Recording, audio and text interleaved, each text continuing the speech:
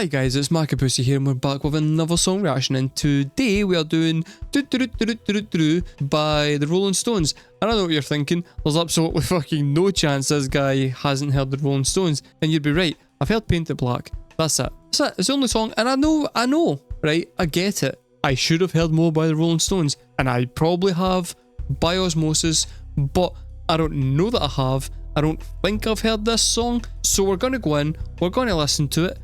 If it is completely new to me, great. If it isn't, whatever, I'll listen to it anyway, and then we'll go and whack it into the emo scale and see how emo are the Rolling Stones.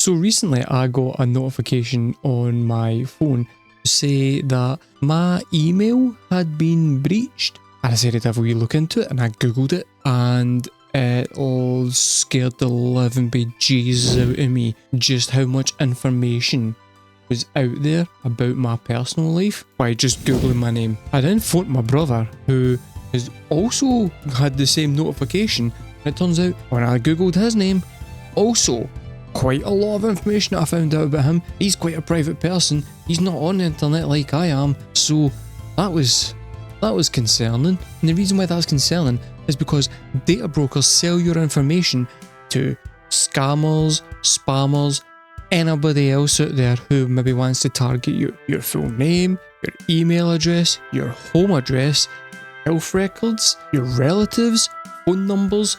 It's all out there somewhere, and that is why I have signed up to be using Aura, which is the sponsor of today's video, because guys, I am now sponsored by Aura. Aura is a service which automatically shows me which data brokers have been using my information and selling my information, and it automatically submits opt-out requests for me so that I don't need to go and do that in my own time. Cleaning up my information not only helps me to reduce the amount of spam that I get, like emails, phone calls, the works, it also allows protection from hackers who would then maybe try to maliciously hack into my social media accounts, my bank accounts, any other sensitive information I've got. Considering the online presence that I currently do, me losing my social media accounts to hackers would be a pretty significant deal for me. I don't know if you guys saw this recently, but AT&T, who are like an American information company, I think they're like a kind of phone internet type company, a bit like Virgin and BT over in Britain,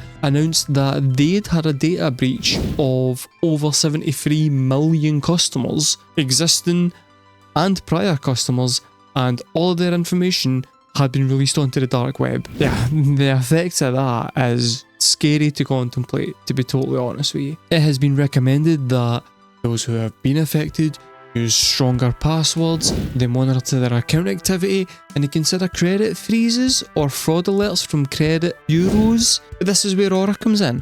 Aura does all that for you automatically. And the best thing about that is I don't need to download loads of different apps and manage all this information, which now gives me a bit of peace of mind, because if my data, I'm not signed up to AT&T, but if my data had been breached by AT&T, I wouldn't really have to worry about it anymore, because now that I've signed up to Aura, I would be notified of the breach, they would deal with the breach for me, and I've got the peace of mind that my private information remains private. As much as I am a public figure on this, I am also quite a private individual, and the good thing is Aura always on 24 hours a day, so if it happens during the night, I don't need to worry about it. It's going to happen automatically. They're doing the hard work of keeping me safe from people out there with malicious intentions. I value my privacy, I also value your privacy, and that is why if you go to aura.com/markabusi, you can start to have a worry-free online experience with a 2-week free trial, which is also linked in the description below. Thanks very much guys, I hope you stay safe out there.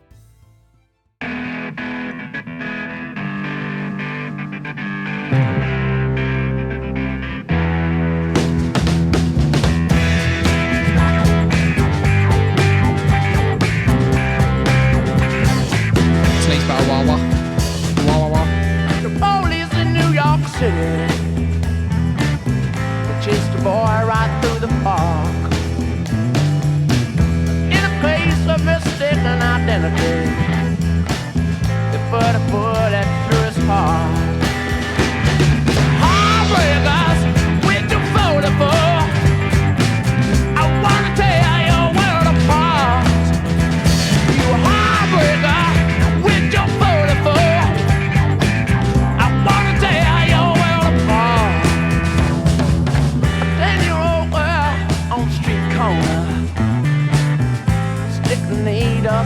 arms.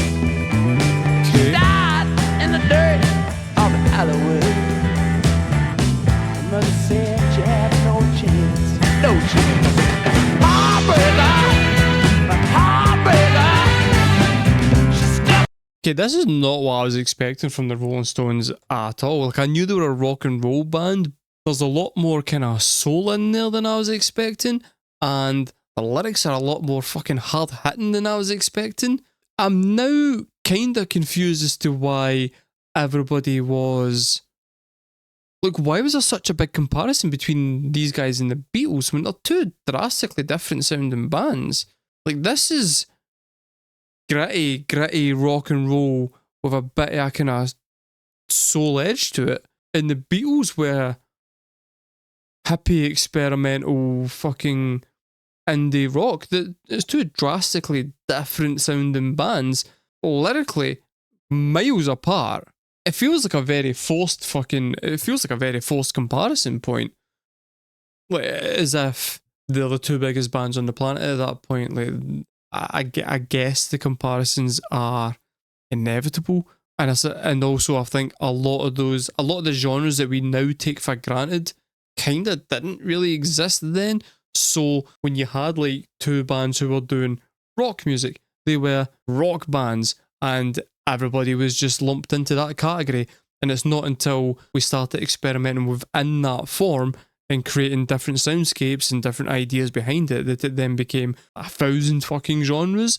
So yeah, I mean, I guess I've kind of answered my own question. I think because I had always known that they were like a comparison, I just assumed that they were the same kind of sounding. I had grew up listening to the Beatles, so I was like, well, the Rolling Stones are just never going to be as good. Painted Black's a good song, but there's no way they're as good as the Beatles.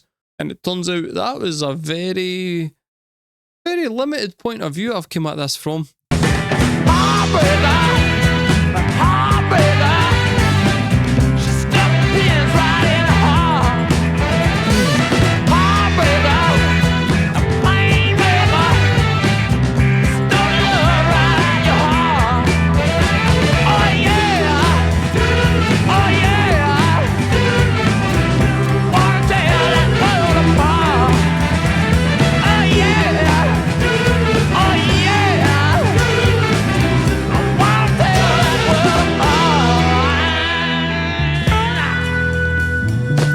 Like, it's so much more raw than the Beatles, and it's so much kind of rougher around the edges, but in a way that's quite dynamic and interesting to listen to. Like, Mick Jagger's voice is actually really, really fucking good for a rock voice.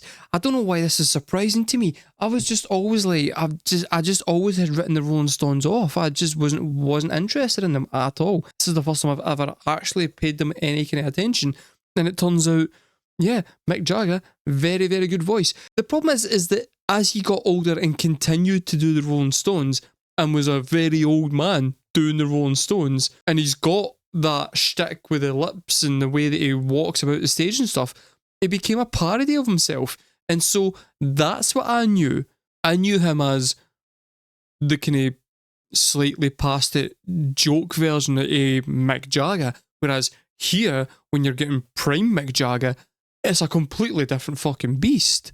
And then when you've got like the really cool wah-wah guitar in there and the kind of gospel choir singing in the background, in the horn section and stuff, it's a whole world of ideas and styles that I didn't think this band had, which is making this so much more fucking interesting to listen to than what I thought it was gonna be when I walked in. I'm quite enjoying this. Yeah. I didn't realise this is how the Rolling Stones sounded.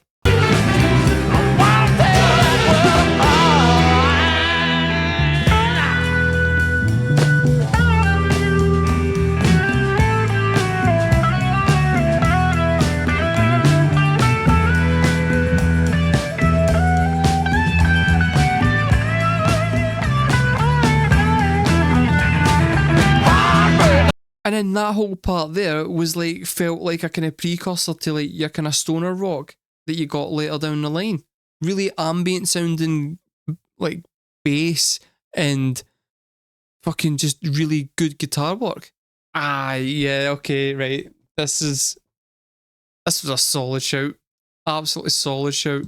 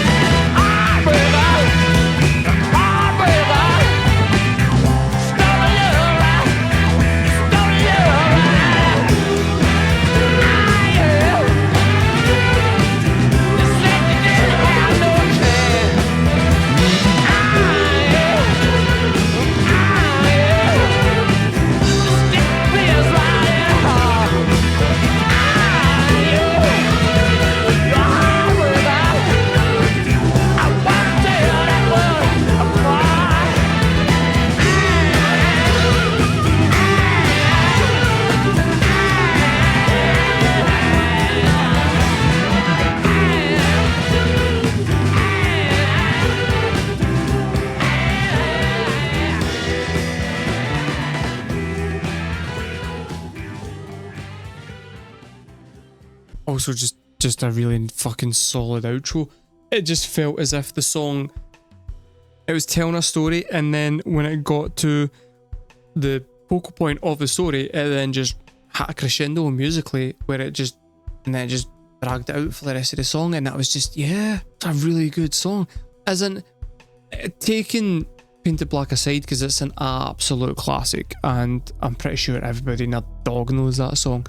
In my head, I had the Rolling Stones are like one good song. They're like a one-hit wonder, and I didn't see why there was such a fuss behind it. As an introduction to the Rolling Stones, that song was pretty fucking amazing, and it did the job that I'm assuming the person that picked the song for me wanted it to do, which is to go, yeah, I kind of want to check out more of the Rolling Stones. Yeah.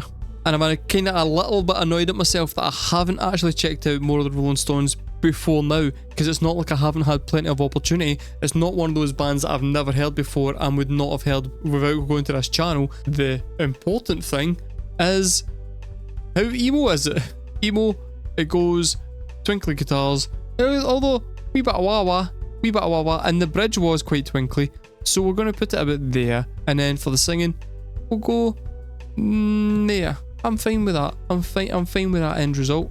So guys, that was Heartbreaker by the Rolling Stones. Let me know in the comments below, right? I'm not going to ask if he's liked the song or not, because he's probably bloody do. What's the next one? What's the next Rolling Stones song that I should do? Let's go on a fucking journey. I've been markabusi, guys. Thank you very much for watching, and I will see you next time.